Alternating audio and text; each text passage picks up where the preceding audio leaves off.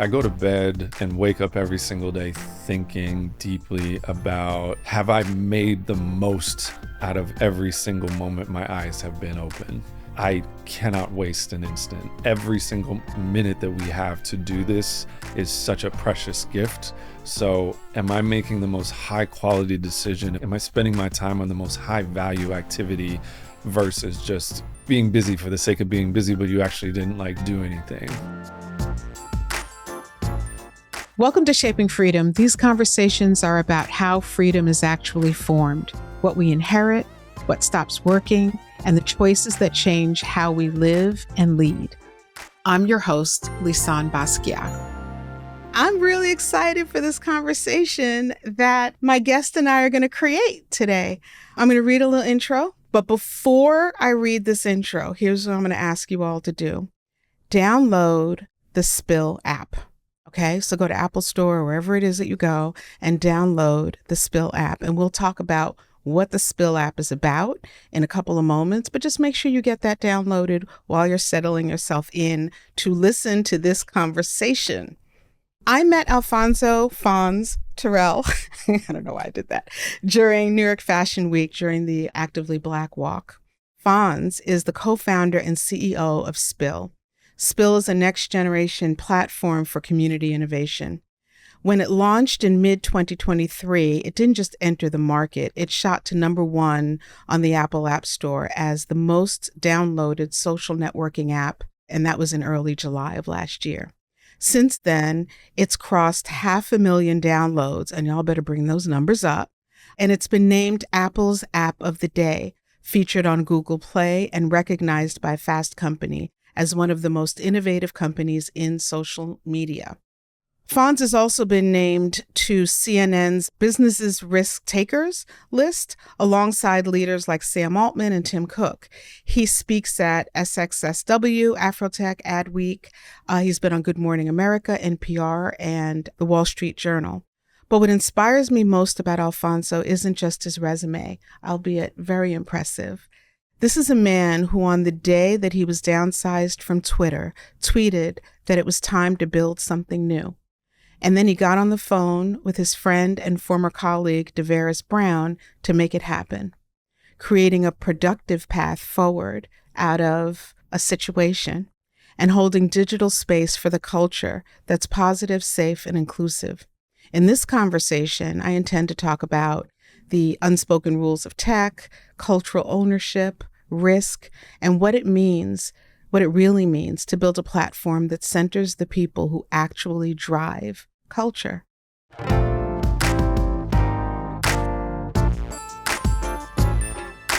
I'm very excited for this conversation that we're about to have. So let's do it, and welcome to the podcast. Thank you, Phonz. Lisane, for having me. I am honored, excited.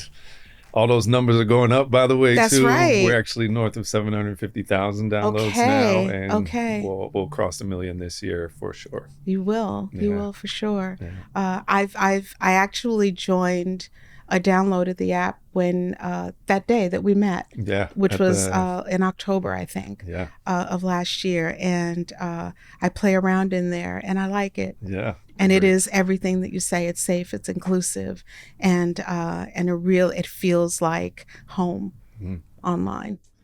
That means so much, especially coming from you. Thank you so much. Yeah. So a couple of things. So one thing, I have a list of questions, and as you know, I kind of will start asking the questions and then we'll go off to who knows where we're going to wind up. But I did something very different this time. And what I decided to do was to ask online on Instagram and on the Spill app, of course.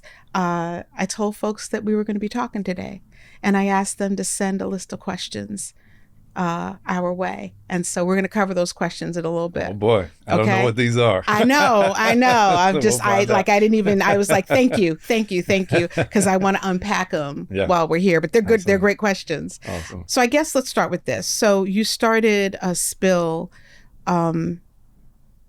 at a moment when a lot of people were questioning, like, who controls, the social media space.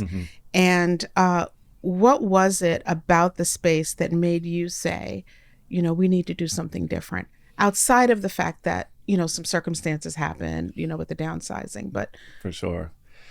There was a couple of things, in the journey, and we'll get into all that. I think, as you know, like it's never like one particular thing. It's just like there's different little nuggets that happen throughout your life that start to add up. And then sometimes they just come together and they crystallize, and you're just like, okay, I know exactly what I need to do here. And for me, I'd like to say I've always been really fascinated and excited by the intersection of like technology and culture, like how especially communities form around, shows like Insecure or, music, Cardi B stands or things like that. I just always thought that was fascinating. And I worked at HBO for a time, and I led social media when Insecure was at its peak, when Game of Thrones was at its peak, and you could watch the show, but then if you watched the show and you were talking with people at the same time on like Black Twitter, it was a whole other thing, right? We were throwing do-rags on the dragon or, Team Lawrence versus Team, all of that.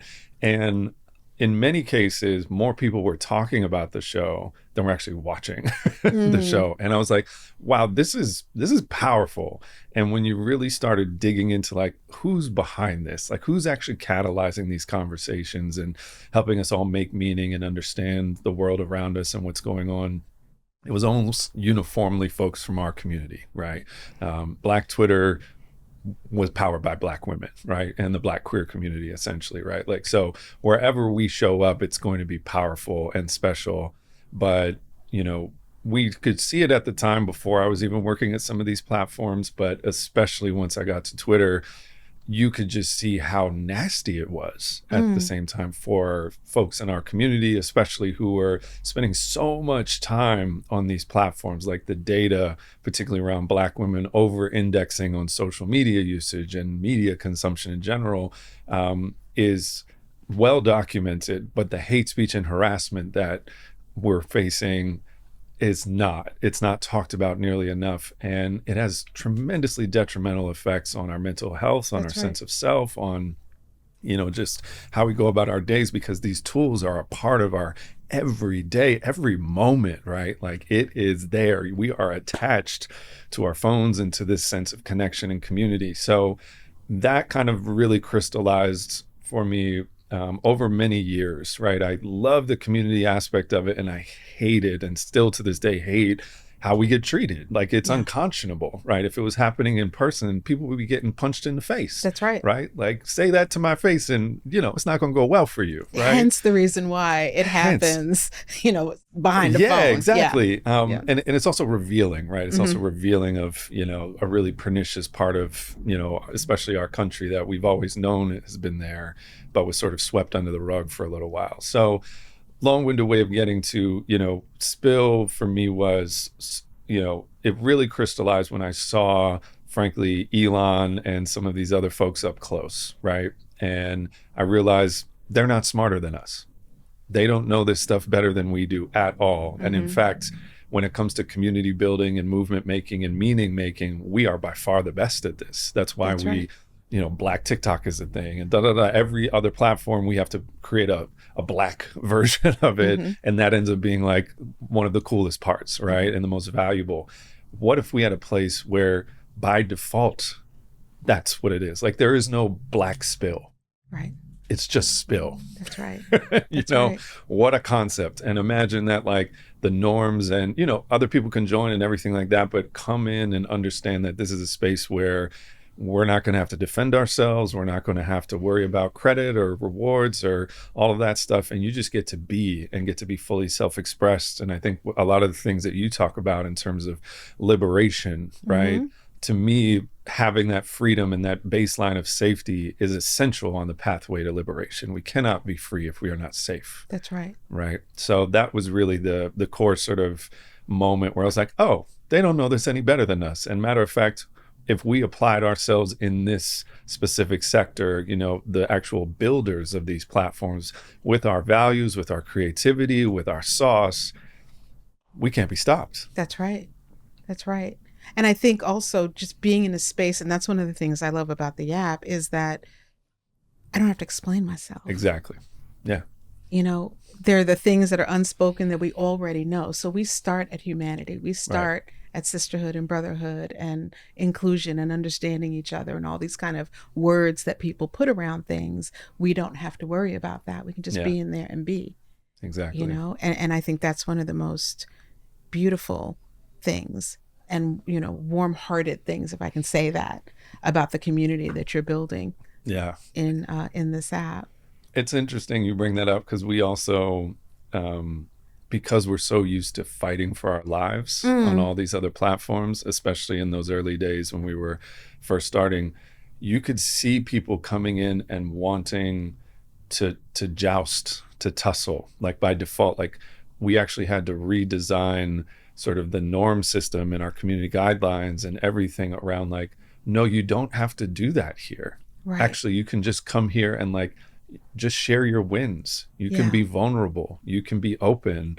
You can be yourself. And that's actually what wins here. Yeah. It's not, you got to come in ready with your guard up. And it was really illuminating to see how many people just assume that this would be another battleground, right? Where instead of a sanctuary, which is really what we set out to build. Sanctuary. Wow. Yeah. Do you consider Spill a disruption or is it a correction? Great question. I would hope people would see it as a correction, but I, unfortunately, with the way our world is set up and the way, not just, you know, being Black or being queer or being a woman or being any of these things in the world, which by default is just a radical thing to like exist, right? Like to just exist and be in these spaces. I think by the nature of us existing in this platform, you know, not just continuing to exist, but to thrive, it's supremely radical. Like, look at what's happening in our culture, in our society right now. Like, you know, the inmates are running the asylum. Like all of the most negative parts of human nature are being rewarded and unchecked. And it is somehow become cool to be like a narcissist. And I don't know. Do you think it's cool? It's normalized. I mean, it's normalized. Yes. I obviously, is it cool? I do not. Because I think it's like, I feel like we're in the middle of the cuckoo's nest. It's getting rewarded. For sure. Right. When we see, especially folks in our own community who are actively aligning themselves with, you know, forces and leadership, and you know who I'm talking about, for their own individual gain or because they're, you know, in some sort of tough spot, that is actively trying to destroy them at the same time. That's right. Like literally oppressed people are sacrificing themselves for their oppressors. This is not the first time that this has happened. Not at all. We've seen this many times. And that's the problem. Right. Like we've seen this show. We've seen the series. 100%. Okay. 100%. And this season, not a good one. We know where this ends. 100%. But again, to your point, I think the sort of, you know, when things are sort of the darkest, right, it also creates a tremendous opportunity for the light to sort of shine. It's like we continue to see people come to Spill and tell people about Spill as this like kind of perversion continues to just get more and more pronounced. And like you can't even argue against it at this point and be a sane person. Right. You know, maybe 3 years ago you could be like, well, you know, there's two sides. How? There is you can't be sane and do that now. That's, you know, that's so we have insane conversations. Exactly. Right, here we are. But anyway. I also think that one of the, not to we're not going to dive too deep into this, except what I see, because I believe that even in the most challenging of situations, there's something to see. 100%. Agree. Because if you see it, it's because there's something that you can take from it. And I think that in this particular situation, we are seeing such exacerbated narcissism at the macro level that what it could do for us is give us an opportunity to take those macro ridiculous situations and understand and see how those same things, those same behaviors are happening at the micro level within our families, Mm-hmm. within our communities, within our culture, Mm-hmm. where we still grapple with power and narcissism in some Totally. cases and all of that. So I think that that has been one of the things that helps me on a day-to-day basis, Totally is agree. like, okay, that's happening and it's crazy AF. And how does that play out? That macro thing, how is that playing out in our world? Because I think that's where we truly have power. 100%. Is for us to have those conversations. 100%. Yeah. I practiced Buddhism for a long time. Happy to dig into that more. But one of the best things about that practice is it's like, your external environment is really a reflection of your internal 100%. life condition, right? Yeah. And, a lot of times we can't change things until we see them so clearly in front of us. And that, so I will always look at moments like this where there's clearly a lot of evil, a lot of greed, a lot of anger, a lot of foolishness in the world, as an opportunity to turn that poison into medicine, if we can see it through that right lens and be resourced and guided properly to be able to do so. Because I do think everybody does want that. I think it's just like, how do we do it? There's so much hopelessness right now. For sure. But I think it's also, you have to be willing to see. And I think that that's where there is so much pain and so much prolonged suffering. Totally. Because we're so focused on, and I think in many ways, which is where I do see Spill as a disruptor. In many ways, we're programmed as a society and also as a culture to stand in the bleachers and point, right? And as long as we're pointing, we're looking at it as if it has nothing to do with us. Right. Totally. But I think that opportunity to actually be willing to see, to allow that mirror to do its job, which is to show us how we're running rampant within our own families, within our own communities. Totally. How we're choosing who's right and who's wrong and who's good and who's bad, and all these things that are happening with us. And so, again, I think it's a great opportunity. Painful. Not easy. Let me tell you. Not easy at all. And very painful, but it is an opportunity. And so for those who are listening, I would hope that we could have some of those conversations in our little community of, totally, of our online presence through the Spill app. I'd love for us to have some of those conversations, not to fight, but to unpack it. 100%. So we can see, because we all want to be better. Yeah. We just do.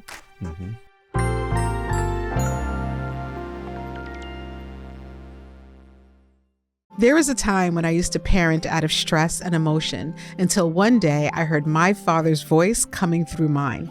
Using my training as a board-certified neurolinguistics programming expert, I broke that cycle, and I'd love to show you how to do the same. I'm Lisane Basquiat. Join me for Your Past is Your Present. It's a virtual workshop happening on March 1st. Step into your best self by healing the legacy behind and before you. Register at shapingfreedom.com. Space is limited. Reclaim your future today.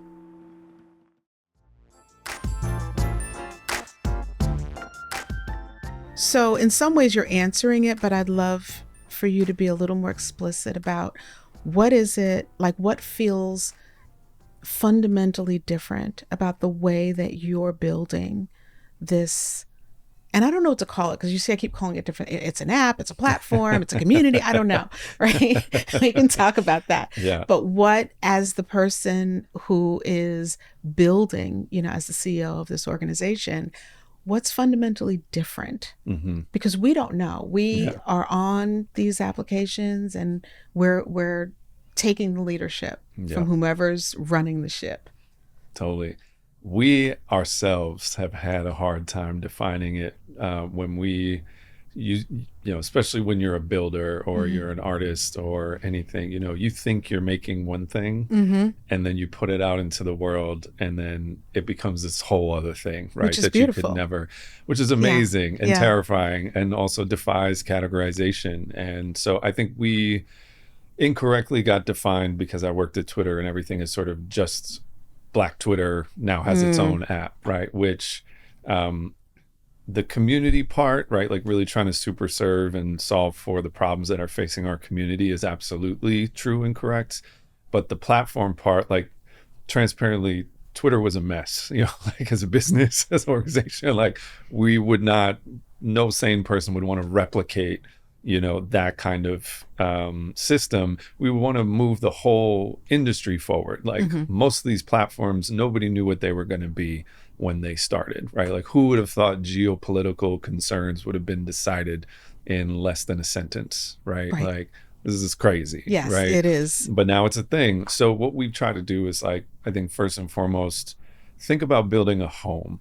And in many ways, it's almost like nation building, right? And we get Black Planet comparisons and some of these other things, which again, I don't ever think there's another anything, right? There's just an evolution of stuff, but we definitely draw our heritage from those platforms that aspired to be a place to connect, to find your people, find your community, your village, your tribe, and to really forge, I think, a place where your identity can sort of blossom and flourish, right? And so when you said it at the beginning of our conversation, the word home, when people join Spill, we don't say, hey, welcome. We say, welcome home. Yes. Welcome home. And so really what we're building is a home that allows for all the benefits of social technology, right?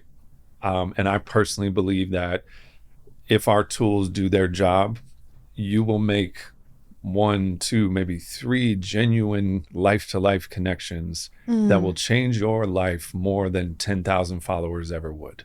Oh. That's really what success looks like for us. And I'll give you some concrete examples of that. So when we first launched, again, it's a place to have conversations and connect around all your shared passions and interests and fandoms, right, that we talked about. But then these things started happening that we didn't plan for, which is part of the stuff that I love. So every Friday on Spill, there's a trend called Face Card Friday. And this was started by a young 25-year-old young woman in the DMV area. Her handle is Big Baby Puffs. So if you want to find Big Baby Puffs, go follow her. She started this trend maybe 2 or 3 months after we began the platform, and she just asked people, post a selfie of yourself, and then she would just hype people up like, "Oh, girl, you look good. Your hair is laid. The edges is like, oh, the fit's crazy." Da da da da da. More and more people started doing this. Every week, this thing started growing. This thing has been going now for over 2.5 years, right? Wow. And as she was doing this, other people were discovering each other. And then they started organizing in-person meetups because they started being like, "Oh, you from Atlanta? Oh, okay, we're going to do an ATL Spill meetup in person." Again, we didn't have anything to do with this. So there was like a DC Spill, a ATL Spill, a Houston Spill, a Spilladelphia, a Spillican Valley, like all these different communities started popping up. She goes to one of them. One of the guys that have been jumping in her comments, she like meets and they like go on a date. 6 months later, they're engaged. What? 9 months after that, they're pregnant. And then they have the first Spill baby, which is, I think she's now, I don't know, probably 3-6 months old. I got to double check. But anyway. And so because we decided to do this thing, she's not the only example, but like one of my favorite stories to tell is because people are making real connections that wouldn't have happened otherwise. And the real problem that everybody is facing now is this social isolation. I think that's part of why we're always in these combative stances.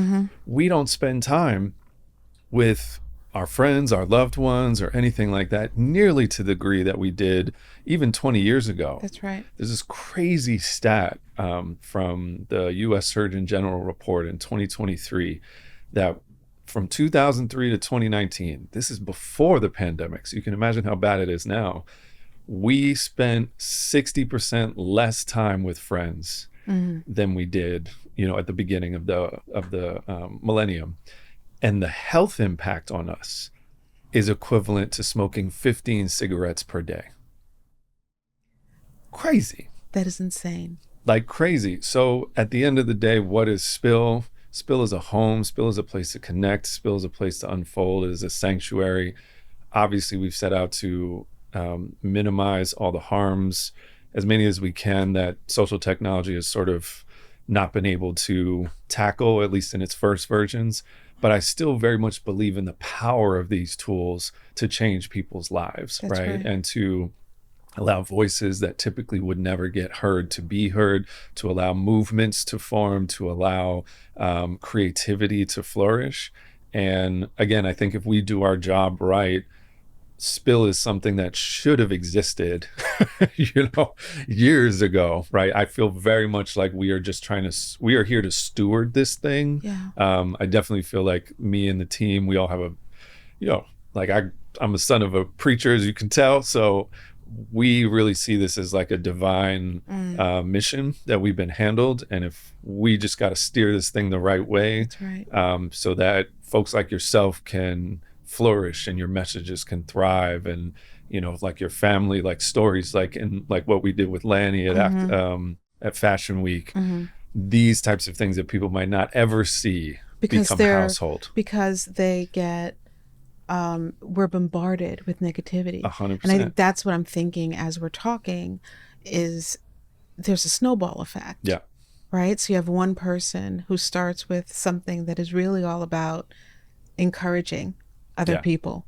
And then that begins to get steam. Yep. And there's a snowball that gets created around that. Exactly. And I think that is one of the things that is so beautiful about that environment is that let's focus on the positive because we know that it's there. And we want to hype each other up and we want to be supported and we want to come someplace where someone's going to say, wow, I love your glasses, your shoes, like whatever, right? Which is so different from the other environments where you're just inundated with negative things and it gets lost in the sauce. 100%. And then it's not corny, it's not sanitized, it's not, this is real. People sharing their real struggles and vulnerability. And I think that's what makes when someone has been sharing with, the community. And I want to shout out so many of the amazing creators that we have on the platform. Creator for us is much more like a community organizer. So we have a subsection of Spill called groups, and that's where you can create your own community around whatever interests. And there's this amazing woman named Bless Roxwell. She was actually at the fashion show. Okay. We invited her down, and she's a licensed therapist, and she's been hosting, we have a live event function called a tea party. She does this mentality party, or I think it's now clarity. Okay. And it's just all about mental health and wellness and tools that the community can use to deal with what's going on in their lives. And she has been doing this for well over 18 months, just out of the passion of her heart. And it means so much to the community. Absolutely. And now that group, the mentality group, I think is like in the thousands, of people that have joined this thing. And it's amazing. And again, this is just the power of these types of tools. When we put it in the hands of our community, amazing things are possible. Yeah. And you're doing different things for content creators on this platform then. Can you tell us a little bit about that? Yeah. So the first thing, I think the professionalization of the creator economy has been really interesting over the past 5 years, right? So you have, the legacy platforms who, I'll speak about Twitter because it's the one I knew best, never had a creator platform, as in like you could earn money for being very good at Twitter. It was almost non-existent. And so things like Black Twitter that decided what was cool, right? And made shows like Scandal and Insecure and all these other things like incredibly valuable. Those voices, you didn't even know who they were half the time, right? And so we really saw that issue, and then we saw the other things kind of coming up with like Patreon and some of that stuff. We're like, okay, what's a happy medium? What's missing there? And I think what we've really started to see is anybody who is creating not just hey, here's my makeup tutorial, right? And then you can buy this product, which is fine, but actually a space for other people to gather right? Saying, hey, are you interested in food? We have a great creator named Kitchen Ebonics.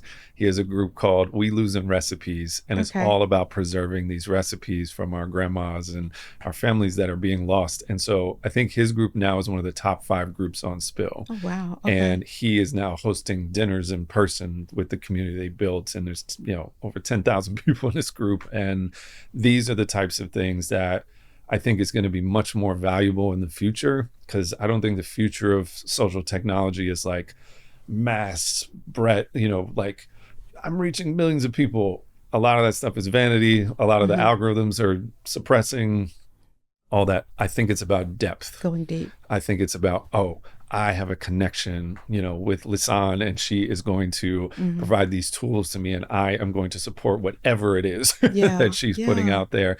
And I met a bunch of other cool people who love her as well, right? Yeah. And I think that's going to be the real power. It's what we're seeing anyway that people are doing. And I think that that's also a life, some guidance for people. Like we're spread so thin. Totally. We're in so many different places. Totally. Where the real filling up happens when you narrow things down. Get rid of the things that don't feed you. Get rid of the things. If you feel crappy, get out of it. 100%. Don't be there, right? And just go deep and narrow. Because that's the thing that we really want. That's the thing we're craving. Yeah. You talked about some statistics around isolation and things, and I talk about this all the time. There's the happiness report that comes out once a year, the Gallup survey, the Gallup poll, and it comes out in March. And I've been following it for a few years now. And I think this country in 2016, there was like a very definitive shift downward. And as of last year, we were like number 23, I think. Oh, yeah. In I'm surprised happiness. we're even that high. Yeah. I know. Well, I'm looking in March to see what the new numbers are because of everything that's happened over the last year. And I'm bringing it up because those are real people behind that.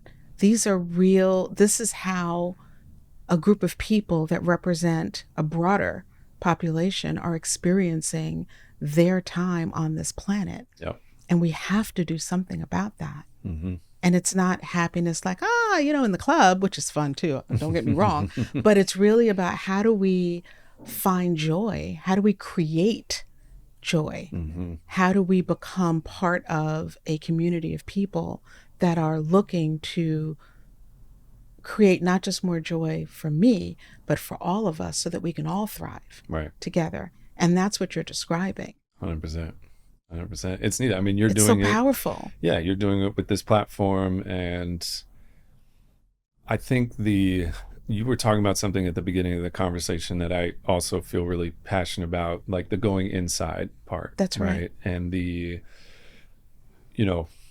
parts of our community, especially in the States. So I was born in North Carolina, Bible Belt. Father was a Baptist preacher. My mom's like, a crystal alternative witch, like oh, wow, into good all for you. that I stuff. love that. Yeah. So I was, I've been around all the woo-woo, yes. From the Bible to the, love it. To everything in between. And, I really, hated it as a kid. But as I came up, I realized what a blessing to be able to be encouraged to do inner work, right? To explore spirit, explore practice, explore frameworks and study, different traditions. Because like you said, we're not the first generation of people to go through some shit. No, pardon my French. No, French, lots of French. We are not. Been, this is the human condition, and there's so much wisdom for us to tap. There That's are right. so many different tools and practices that can make a meaningful difference in our life. And the other part that really helps is community, realizing that we are not alone in struggling with these things. And if we actually practice some of this stuff together or find ways in which we can encourage each other along our own journeys, it just becomes so much lighter. That's and then in fact, that becomes true happiness, That's right? And in Buddhism, the definition of happiness or even enlightenment is not the absence of problems. It's actually being able to understand your purpose in life, to have the capacity to execute on that purpose, to actually do the work in there, and to know that whatever obstacle you face, you are going to win. That's right. To have that level of confidence, like that's actually happiness. That's right. So I think in our country, we're really good at selling story. Oh, once you get that car, once you get that Get that job, once you get lipstick. that relationship, whatever, then you will be happy. It's That's right. never, I'm happy right now as I am. It's always just over that next Yeah. mountain Not is my quite. happiness. And that's why we're miserable. That's right. That's right. And I think there's also my idea of enlightenment, and I know this isn't the way that people talk about it, is it's about lighting up what's inside of you. To me, enlightenment is I get to see really all the parts of me, the parts of me that I'm not willing to look at, the parts of me that are impacting the spaces that I walk into in a negative way, the parts of me that are joyful and that are really pouring in wonderful things. I think that's part of the enlightenment thing. It's not this 100%. kind of thing that's out there that you can never attain. It's light yourself up. You know, let's see. And part of that is the vulnerability of saying, you know, I really love you and I want to have a better relationship with you. I just don't know how. You know, because what a lot of us have learned through society, through our families, through culture, whatever, is to fight each other. Right? To make sure that nobody catches up with you, you know, and that's the battle. And I just think that, again, our time on this planet is so precious, and we each have this purpose. We're here for a reason. Figure out what it is, because it's not fighting. No. You know, it's not fighting. It's not turning the tables over like that. That's a different thing, right? It's about figuring out who you are and why you're here and what you can contribute. 100%. You know, what did you learn about leadership in your younger years? Wow. Whole podcast. Okay, well, give us some of it. It's a great question. And so you mean in terms of like maybe people I looked up to, or just like value people you sets? looked up to, or you know, your values around leadership, or because you're the CEO of this incredible organization, and so you're practicing leadership on a daily basis. Yes, and right? it's and learning. I definitely you are never feel like I've got it, you know. That's right. And constant learning. Yeah, I'd say where my brain goes with that question is like, let me talk about some of the individuals that have the biggest impact on like who I wanted to be. Okay. And where I was like, okay, that's amazing. So my parents split when I was very young. So I actually didn't know my father. I didn't meet him until I was like 20. Okay. And so I was constantly looking for male figures who I could, you know, demystify what it meant to be a man and all of this. And so I played sports. I was fortunate enough to be, you know, sort of tall and good at basketball. So I had a lot of coaches. And my coach in 6th grade actually was just the most unlikely person that I would have ever thought would have an amazing impact on me. He was like a grad student at the time. And he just showed me, like, not through any moralizing or like, here are the principles, da da da da. He was just in it with us. He was just such a great, like, there are no airs. There's no, I'm up here, you're down here. He was just with us, and he trusted us. And it was just an amazing thing to see a very unlikely group of kids have a tremendous amount of success just because they had a leader that was like on the same level. So shout out to Bryant Shea. He's amazing. He was one of the first men that I saw that was like, that, I like that. Okay. That's great. The second was I started really practicing Buddhism as a teenager when I was 16. And there was the organization I practiced with, you would have these like retreats, and they would have sometimes retreats just for young men. And I went on this retreat, and at the time I was like, what the hell am I doing? This sounds crazy. Like, what? How'd you get into Buddhism at all? My mother. Okay. My mother started practicing when I was 14, and she was like, you gotta come to, you know, so we practiced Nichiren Buddhism, is chanting out loud. And I was just like, oh, this is so strange. This is so weird. I'm already like, you know, everything in my life is alternative. I don't need one more thing that makes me weird to the kids. But, you know, I started doing it and seeing results, right? And it's all about, again, inside out, right? Like, you want to change your reality, you got to change yourself first. And so we were at this retreat, and I saw this guy give a talk about not just what it meant to be a man, but what it meant to be an incredible man. And I had never heard anything like that in my life. In fact, I had seen nothing but, in my immediate family, like kind of the failures of men, right? Disappointing women, abusing women, not holding up their end of the bargain, not contributing. And so to see this guy speak with such conviction about what it meant to be an incredible man, I was like, at 16, I was like, that's it. That's what I'm going to be. I'm going to be an incredible man, not just a man. I don't want to be just a man. Because you're a man. You're a man already, right? So, well, and let's raise the bar, shall we? Yeah, for sure. Yeah. For the fellows. And, that really crystallized in a couple of practical things around sort of the faith practice for sure.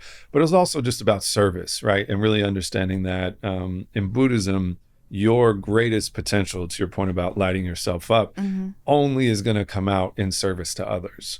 And if you stay too locked in on your own, like, I have to actualize myself, and if I just squeeze hard enough, I'm going to that's actually not it. That's blocking all of your blessings. It's a contraction. It's not unlocking your true capability. And I just experienced that through my practice and through a lot of different things time and again. So that was like number 2.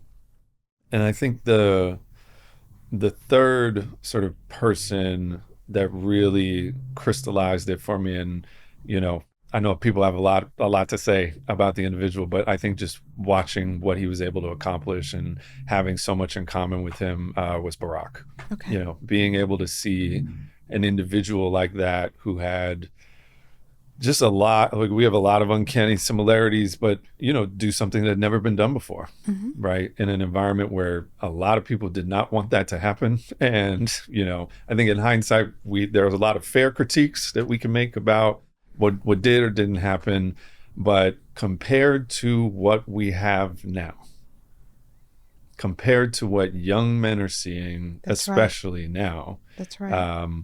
If you're looking at what does it mean to be successful, and you look at current leadership that's in tech or in that you see mostly,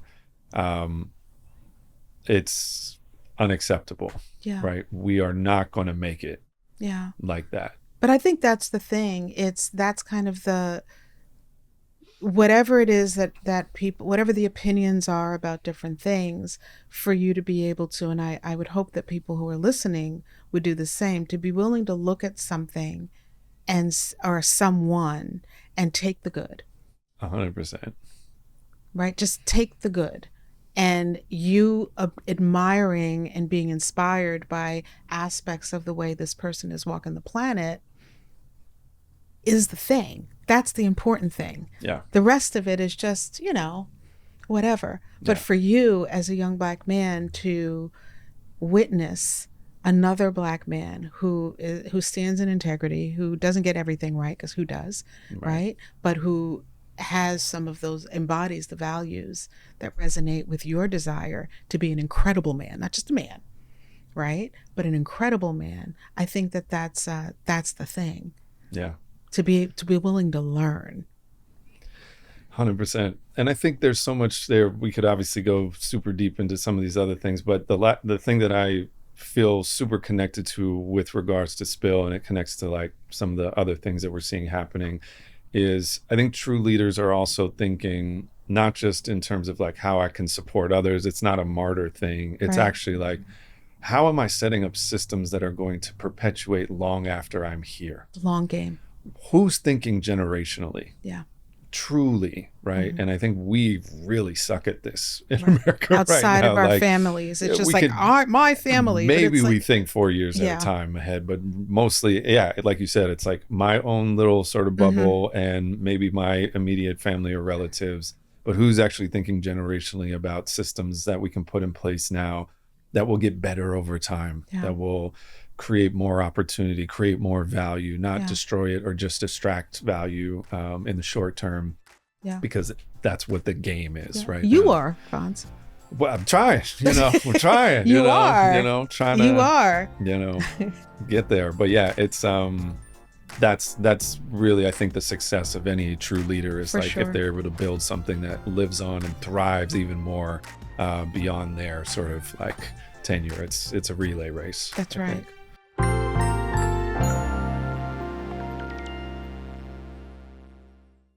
We talk a lot about the legacy that we want to leave, but what about the one that we're living in right now? I'm Lisane Basquiat. I'm a board-certified NLP expert and a legacy healing strategist.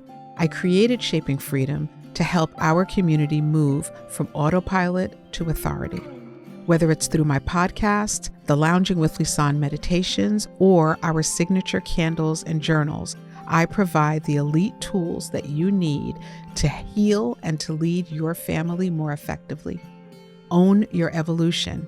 Visit shapingfreedom.com. That's shapingfreedom.com.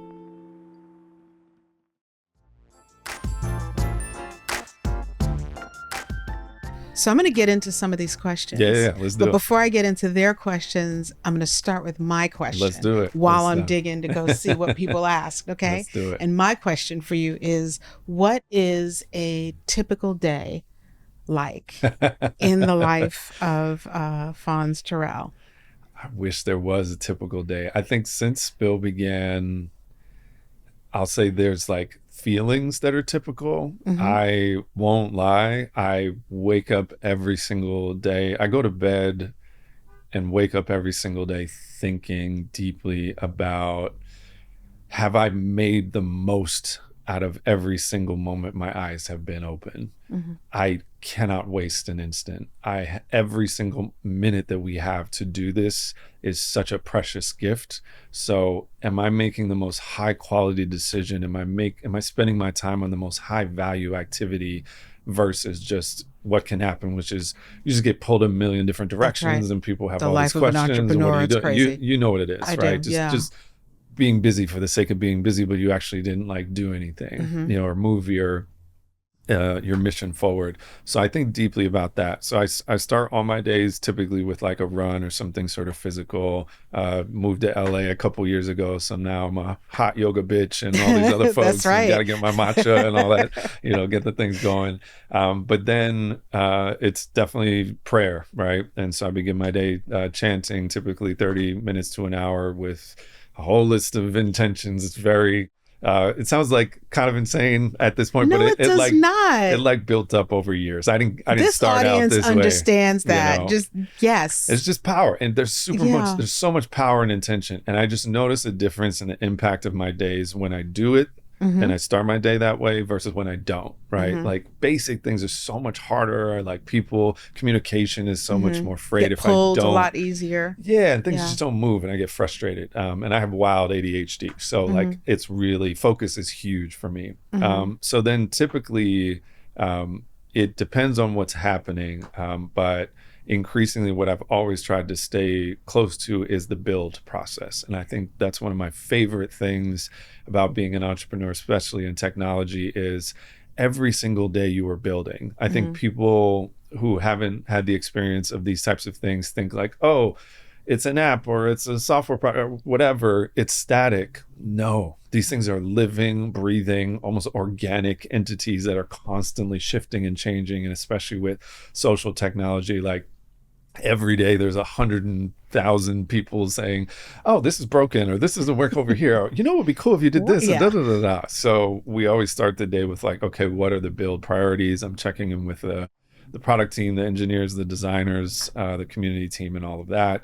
And then we're focused on increasingly like revenue, money, right? Like how are we making money? And I emphasize this because I'm super proud of the team. This year we're going to cross cash flow positivity, Good which is job. really wild for a early stage consumer tech company to have happen within the first, really 2.5 years of being in market. And so we see that as just a reflection of the value that we're able to create for our community and the companies that we work with.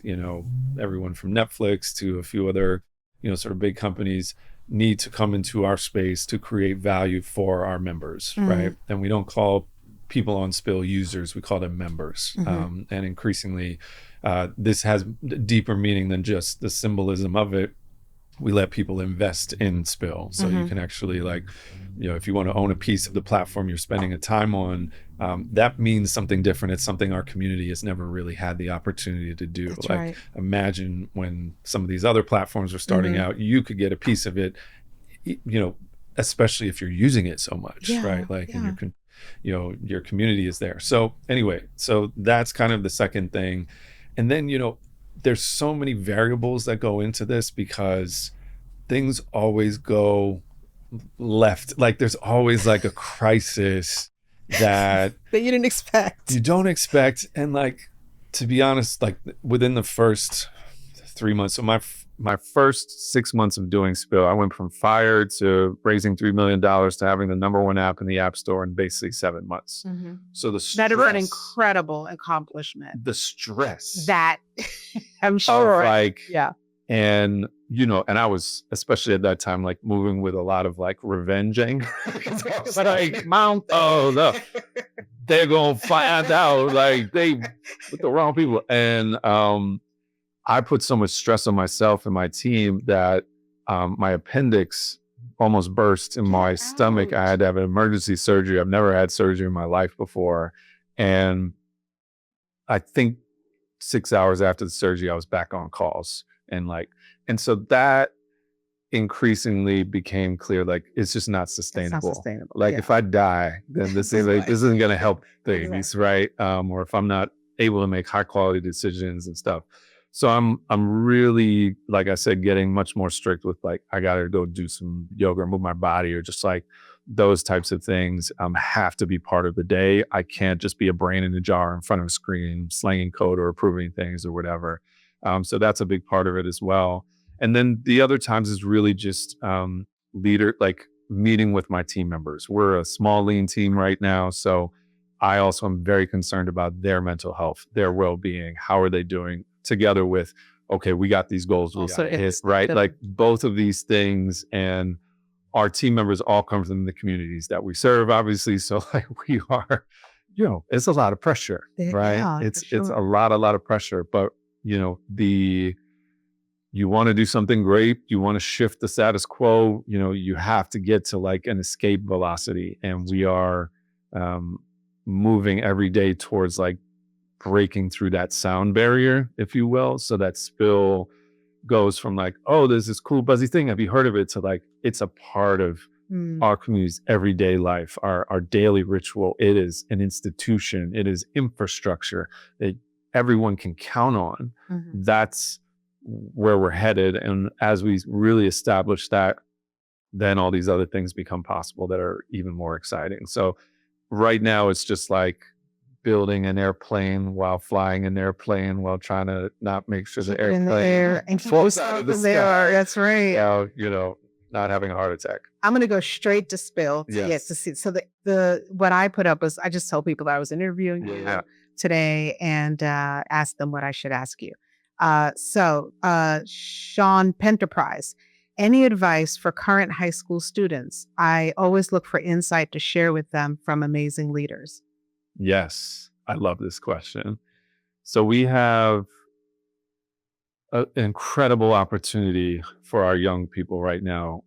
The job market, as they all know, is wild, right? It's worse than 2008, right? In terms of, for sure. And we've seen, we have a pipeline into Stanford where we have a lot of engineers of color come and do internships or partner with us at Spill.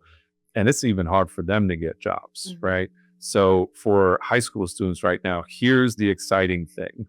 It has never been easier to build, right? So the cost of building, and whether it's software or anything else, if you're interested in entrepreneurship, that's coming down and becoming more accessible. So what does that mean for you?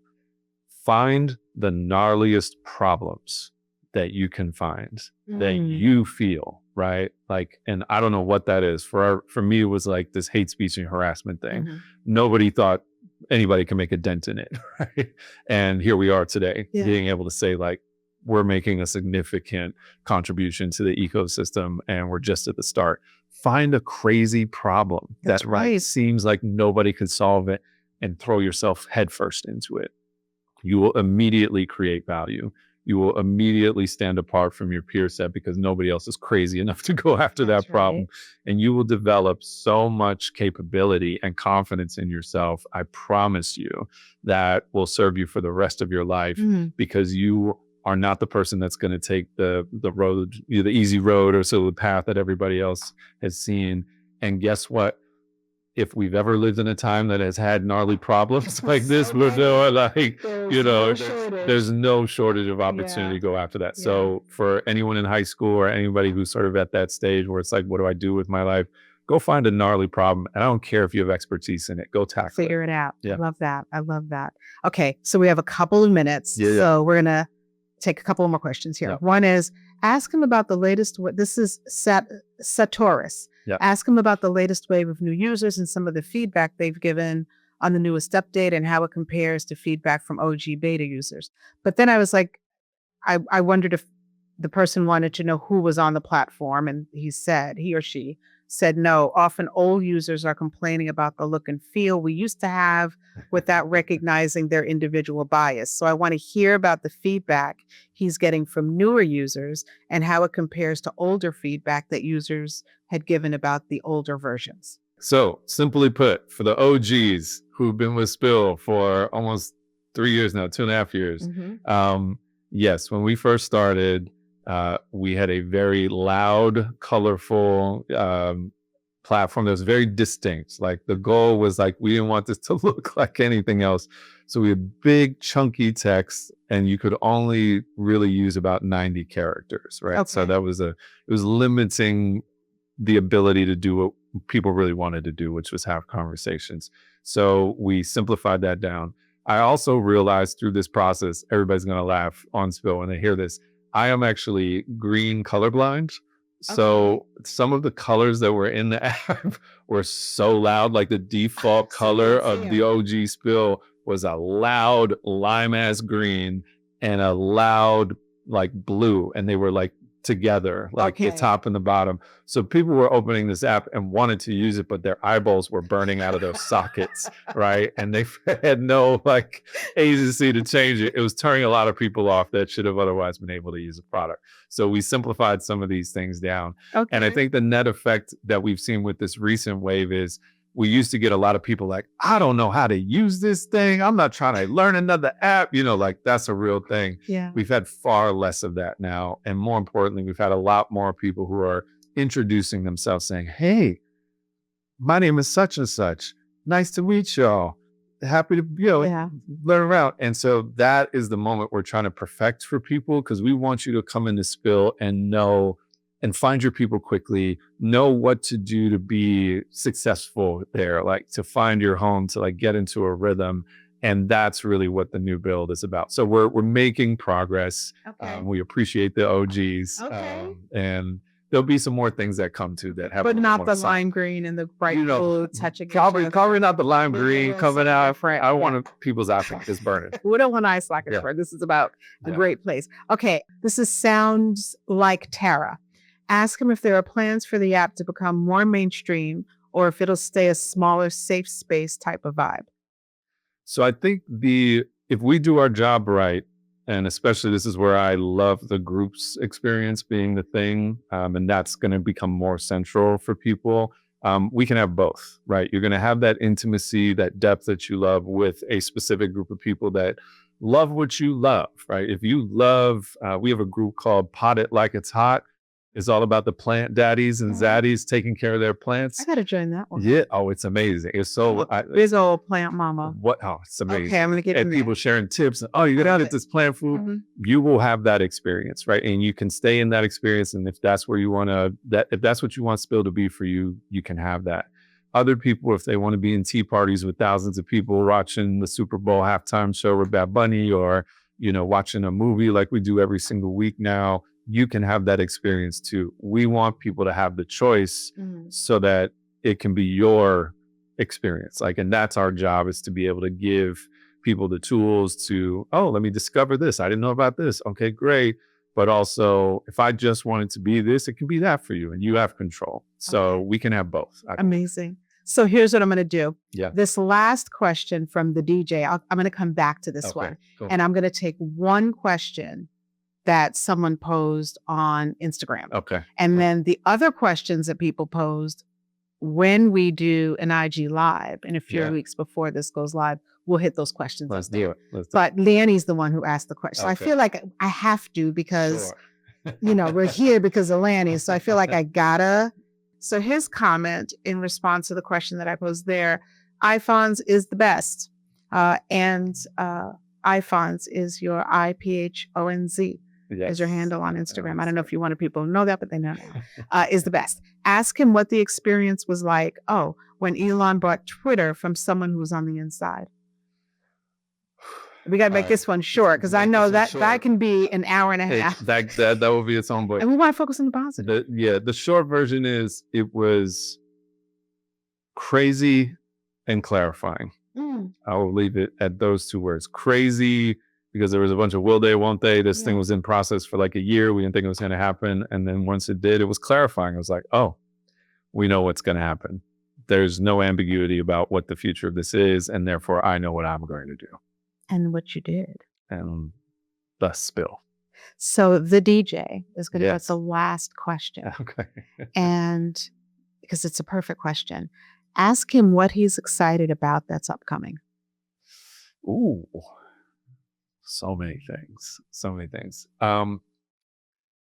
I think first, I have really felt this inertia building for the last few years where, people would be like, this platform is being bought or this platform's rules change or whatever. Let's check out this thing, right? And for so long, we're like an underground hip hop group, right? People are listening to the mixtapes, they're like, like you have the mixtape, like that's what the OGs are like. They're like, I got the first mixtape, But now it's like, I think we've matured and people realize we're going to be here. That's right. We're not going anywhere.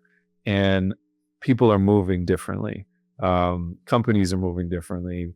The energy to our platform is moving differently. And I feel inevitable. Spill feels inevitable. Our team feels inevitable. The need for what we're doing feels inevitable. And that is what I'm most excited for, is the inevitability of people not discovering the platform for the sake of, but kind of rediscovering each other, almost like reconnecting the social fabric of our communities, especially, and then like everybody seeing each other. And again, I go to things like Face Card Friday, when people experience that for the first time and they're just seeing this like wave of gorgeous melanin, and it's not about the filters, it's not about the makeup or whatever, it's just like the spirit of it, human, right? Like in a world that is going so far to the machines right now, I think what people are going to be surprised at is that human becomes premium. And technology, if it's done right, is facilitating supporting our humanity diversity the other way. So we have a ton of things coming. Obviously, we have a lot of technology and tools to help people connect with each other. I'm super excited about this. I will talk about this with you later too, and spin the block, because I think that's going to be revolutionary for each other. And we're testing it now. We're like, oh my God, this is amazing. I'm excited. So I'm excited for that. I'm excited for all the creators that are coming and the communities that are forming, for sure. I'm excited for things like micro dramas and other types of things in LA that we're seeing that are being born and looking for places to be shown, that really is unlocking a whole new creator set, especially in a town like LA that has been through so much, right? Yeah. With has all this talent that needs to go somewhere. So I'm excited for that. But yeah, mostly I'm just excited for our inevitability and the fact that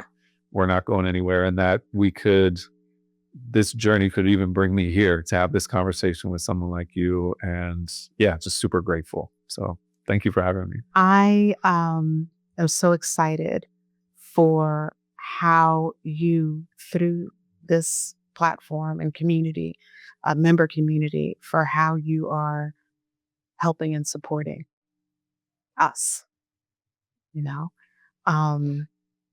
I just want to thank you for that. So I know that the first ask, I'm going to ask you what we can do to support you. The first thing is we got to get him to 1 million. Let's go. Right? And We need 1 million downloads. Let's Yeah. do that. And I'm assuming it's also kind of come in there, introduce yourself. Yes. Let people know that you found your way home, Yes. who you Yes. are, Yeah. and what you're about. And what else? What else can people do to support you? How can we support you? I think tell us what you like and you don't. We joke about it a lot, but I love feedback from people, and especially folks who are building a rhythm, right? Looking to, enhance their life rather than this feel like another thing that I got to do. We want this to, again, be a home, a source of joy, refreshment, sanctuary, energy, right? It should give you life. So talk to us, tag me. And I would also say support creators like you and storytellers like you. We're going to find ways to create a home for folks who listen there. And I think that's the beauty of it, is by supporting you on Spill, we all win. That's right. And that's what I want Vice versa. everyone to see the model for. And I think beyond that, tell a friend to tell a friend, and let's do this. Thank you for your leadership. Thank you for coming. I really appreciate it. This has been an amazing conversation, and I'm looking forward to having some ideas, and we'll talk about them offline. But thank you so much for coming. I really, really appreciate it. Thank you for having me. Okay. Pleasure. Yeah.